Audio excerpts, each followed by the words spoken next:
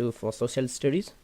Activity number 1, my hands and me. Make a print of your hands. अपने हाथ का अपने प्रिंट बनाना है. And paste your childhood. अपने बचपन का एक फ़ोटो और अभी का एक फ़ोटो यहाँ पर लगवाना है.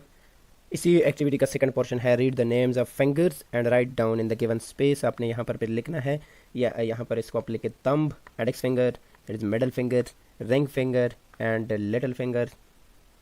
Activity number 2, what and I use to do. Right what you did in the mention time of the day. यहाँ पर आपको टाइम दिया हुआ है, यहाँ पर आप क्लियरली देख सकते हैं. आपने बताना है कि किस टाइम पे आप क्या काम करते हैं. तो सबसे पहले हम स्टार्ट करते हैं AM, दैट इज़ 7:40 AM पे आप क्या करते हैं. फिर उसके बाद आते हैं 8:20 और फिर उसके बाद 10:45. यानी यहाँ से इस वजह से स्टार्ट कर रहे हैं क्योंकि दिन का जो स्टार्ट है वो यहाँ से है. यहाँ पर आप देख के AM लिखा हुआ है, यहाँ पर AM और यहाँ पर भी AM. यानी ऊपर की तरफ हम आएंगे जब ये PM की तरफ होगा. तो लिहाजा हम स्टार्ट करते हैं फ्रॉम द मॉर्निंग. तो सबसे पहले 7:40 पे जब आप उठते हैं तो फिर क्या करते हैं.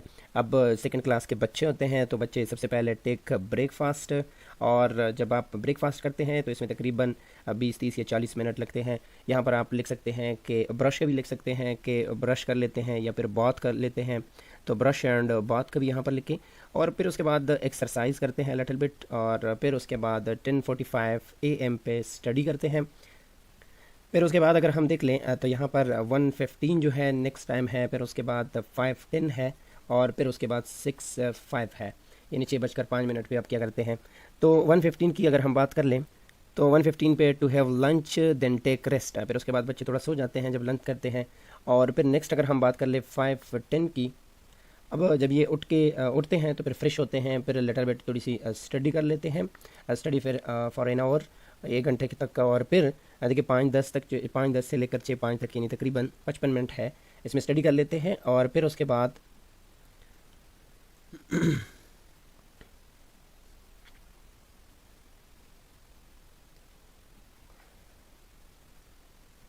Next activity is about school. School के मुतालिक है. क्या है इसमें.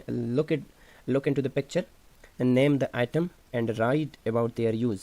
यहाँ पर इस पिक्चर में देखिए क्या क्या आपको नज़र आ रहा है. सबसे पहले आपकी नज़र किस चीज़ पर पड़ती है. लेट्स सपोज हम रोलर की बात करते हैं, पेंसिल की बात करते हैं, इंक है, सीज़र है, यहाँ पर ग्लू है. तो इनके मुतालिक आपने बताना है कि इनका इस्तेमाल क्या है. तो जो सबसे पहला आइटम है जो मैंने पिक किया है that is pencil, use for writing. उस पर राइटिंग करते हैं, स्केचिंग करते हैं, उसके अलावा इसके साथ ड्राइंग करते हैं. And the next one is roller. इसके साथ हम क्या करते हैं to measure length and draw straight line. उसके लिए हम रोलर इस्तेमाल करते हैं. And the next one is scissor. किस लिए इस्तेमाल होता है. For cutting things. लेकिन यहाँ पर हम लिखेंगे सच इज़ पेपर काटने के लिए इस्तेमाल करते हैं. नेक्स्ट अगर हम बात कर ले ग्लोब की. यहाँ पर आपको पिक्चर में दिखाया था used is map for searching various country. Globe चूँकि यूनिवर्स का होता है तो इस वजह से हम वेरियस कंट्री या हम वेरियस नेशन का कह सकते हैं. And the next one is glue for sticking object और paper together.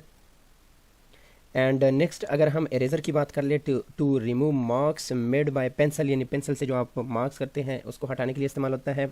And next one is diary. आप या बुक कह सकते हैं या फिर नोट बुक का कह सकते हैं for recording information. Second portion जो है इसी एक्टिविटी का right what do you like the most in your school with reason. आप क्या पसंद करते हैं विद रीज़न आपने बताना है. तो यहाँ पर लिखा है द ब्रेक टाइम जो है वो मुझे बहुत ज़्यादा पसंद है. Why. Because we get refresh and enjoy company of our friends. बच्चों को यही सारी चीज़ें पसंद होती है. Do exercise by playing some games, get chance to make new friends. Recess में या ब्रेक टाइम में यही सब कुछ होता है. खाने को भी थोड़ा सा बहुत मिल जाता है. और इसी यूनिट का थर्ड पोर्शन सी पोर्शन है encircle the subject you study in the school. जो आप स्कूल में पढ़ते हैं. आप सेकंड क्लास के बच्चे केमिस्ट्री तो नहीं पढ़ते तो मैथमेटिक्स हो गया और computer, English, science, Urdu and Islamiyat. Activity number 4 is about enlist any five courteous words. जैसे प्लीज़ हो गया, काइंडली हो गया, thank you, welcome, take care. And second portion इस एक्टिविटी का राइट एट विच ओकेजन. किस मौका पर वन शुड मेक क्यू. यानी आपको कौन से ओकेजन पे जो है लाइन में आना चाहिए. वेटिंग फॉर बस. अगर आप बस का इंतज़ार कर रहे हैं. गेटिंग टिकट इन जू. अगर आप जू में टिकट लेना चाहते हैं तो उसके लिए आप बैंक में या स्कूल में एंड हॉस्पिटल में टू गेट द रिपोर्ट. तो यहाँ पर इन ओकेजन पर आपको जो है इस चीज़ का ख्याल रखना चाहिए. Activity number 5 earth is for it. क्यों. Identify different types of pollution and write which thing cause this pollution. आपने बताना है कि कौन सा पोल्यूशन है और ये होता क्यों है.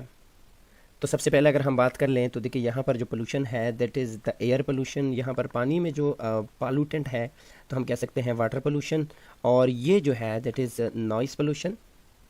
तो इसमें सबसे पहले एयर पोल्यूशन में जो आता है दैट इज़ इंडस्ट्रीज़। यहाँ पर आप देखिए इंडस्ट्रीज़,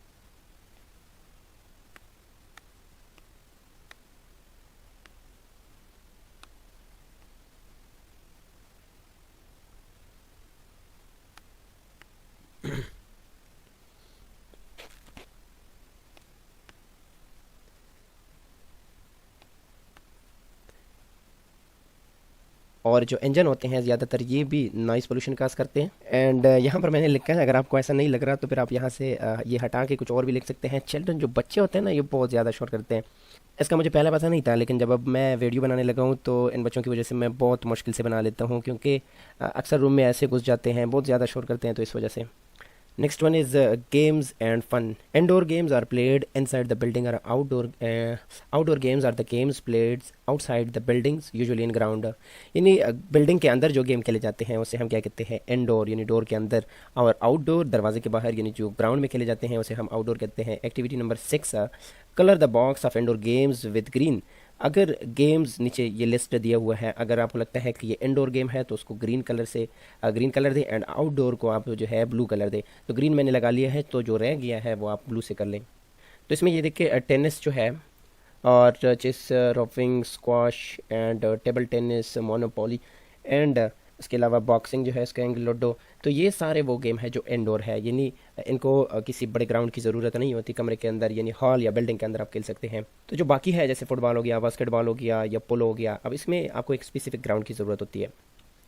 इस एक्टिविटी का सेकंड पोर्शन है that's enlist item use to play the following game. इन खेल को खेलने के लिए कौन से आइटम की ज़रूरत होती है, जैसे हॉकी खेलने के लिए किस चीज़ की ज़रूरत होती है, हेलमेट की, स्केट्स की, एंड नेक प्रोटेक्टर की ज़रूरत होती है। इसके अलावा और भी चीज़ें हैं, लेकिन ये 3 काफ़ी है।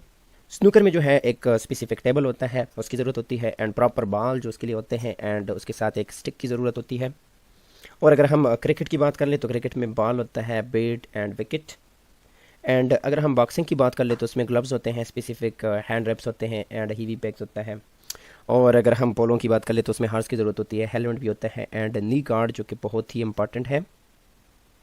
और अगर हम स्क्वाश की बात कर ले तो इसमें एक स्पेसिफिक बॉल होता है, रैकेट होता है, एंड स्पोर्ट्स क्लॉथ भी जो है वो भी लाजमी है। स्कीइंग में जो है स्काई बूट्स होते हैं, जैकेट होता है, एंड ग्लव्स होते हैं। और बास्केटबॉल में एक बॉल होता है, एंड फ्लैट कोर्ट की भी ज़रूरत होती है।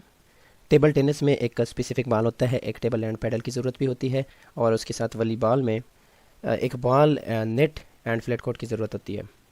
इस एक्टिविटी का सी नंबर पोर्शन है share the following information. Which game you like to play the most. कौन सा गेम आप ज़्यादा पसंद करते हैं। लेट सपोज मैंने लिखा है क्रिकेट, अगर आप कोई और वॉलीबॉल, बास्केटबॉल वगैरह पसंद करते हैं तो आप वो लिखें।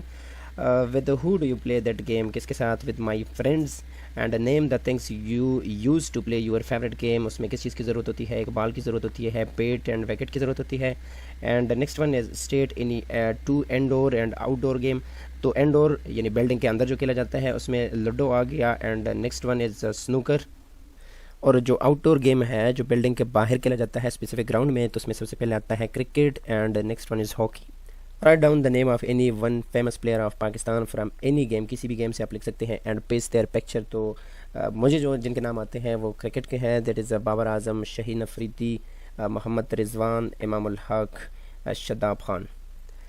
About different language activities number 7, that is complete the fact sheet. Number of language in the world, तो वो है 7100, more than 7100 languages are spoken in the world. और क्योंकि हर 32 किलोमीटर के बाद जो है लैंग्वेज तकरीबन चेंज हो जाती है, उसके लहजे में और अल्फाज में फ़र्क आ जाता है। Next one is Arabic is spoken in the following countries. कौन से कंट्रीज़ में जो है Arabic, that is Saudi Arabia, Qatar, Iraq, Oman. English is the official language of Singapore, south Africa, Zimbabwe and Ireland. Chinese is spoken in the following countries: Hong Kong, China, Taiwan, and Singapore. Spanish is the official language of Argentina, Chile, Panama, and Mexico. Activity number 8, kindness. Design a colorful kindness postcard for someone you care. Decorate it and write a message. आपने एक kindness जो है card बनवाना है, जैसे thank you for your kindness, आपने खूबसूरत इस तरह से कुछ लिखना है और उसके साथ कुछ गुलाब वगैरह लगा के एक छोटा सा मैसेज लिख के शुक्रिया वगैरह, तो इस तरह से आप एक कार्ड बना लें। Activity number 9, kindness. यहाँ पर नीचे आपको डिफरेंट वर्ड्स दिए हैं, ये देखिए, good deed, help, warm, happy, ये आपने यहाँ पर ढूंढने हैं। जैसे इस बच्चे ने थोड़ी सी कोशिश की है, तो देखिए यहाँ पर गुड डीड हो गया, और इसी तरह यहाँ पर हो गया thank you and warm and that is happy and इस तरह से नाइस, तो ये आप कर लें। Next one is love. Activity number 10 that is respect के बारे में है। क्या करना है आपने इसमें से कि find out what it means to me. List 3 example of people you know whom you respect. My respected father. Why? Because he worked very hard at being a good father. And next one is my teacher. He is very devoted to his profession, जो कि बहुत ही लाजमी चीज़ है. And taught us morally. यहाँ पर morally जो है बहुत ही meaningful है along with subject. Next one is my sister. After my parents, my sister support me in every situation. इस वजह से नेक्स्ट आपने एक स्टोरी लिखनी है of being respected and how it made you feel. Being respected by people in our living grows up teach us how to be respectful towards others and respect and relationship builds a feeling of trust, safety and well being. Activity number 11, Ahmed scored bad marks, यानी कम marks उसने लिए हैं and test, but he did not hide it, लेकिन उसने छुपाया नहीं है. फ्राम हिज मदर, जाके अपनी माँ को बता दिया है. What reward do you think should be given to him, अब उसे क्या बदले में क्या देना चाहिए. Colour the correct picture. यहाँ पर 2 पिक्चर आपको दिए हैं. एक देखिए, इस पिक्चर में ये जो है सज़ा इसको मिली है, आप कह सकते हैं कि सज़ा है, क्योंकि Ahmed is made to stand in a corner for 15 minutes. अगर आपको लगता है कि इसे कॉर्नर में 15 मिनट के लिए ऐसे बिठाना चाहिए तो इससे इसके ज़्यादा मार्क्स आ जाएंगे नेक्स्ट टेस्ट में, तो फिर आप ये कलर कर लें. लेकिन अगर आप ये पसंद नहीं करते, आप कहते हैं कि नहीं ये तो सही बात नहीं है, तो फिर जो है आप लाजमी इस कलर को पिक्चर को जो है कलर कर लें. इसमें क्या कहते हैं कि अहमद को given extra 15 minutes to play has favourite game, ताकि वो अपना फेवरेट गेम खेल कर उससे ये फील ना हो कि मैंने बहुत बड़ी गलती की है, और डिसहार्ट ना हो. आप उसको थोड़ा बिठाएं, रिलैक्स करवाएं और फिर दोबारा स्टडी के लिए उस पर जोर दें.